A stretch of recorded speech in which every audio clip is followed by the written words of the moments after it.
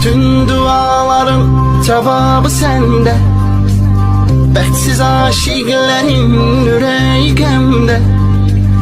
Xəstələr şəfanı tapacaq səndə. Hər dərdin çarəsi dərmanısan sən. İnsanlıq can verir insan içində. Mələk yüzlü insan şeytan içində. Həyalar qeyb olub vicdan içində. Olmayan qəlbin rəhmi rəhmanısan sən. Gəlirəm Allahım sənə, qapıları aç mənə. Gəlirəm ya Rəbbim, dərgahılan saç mənə. Ümidim, pənahım, sənsən Allahım.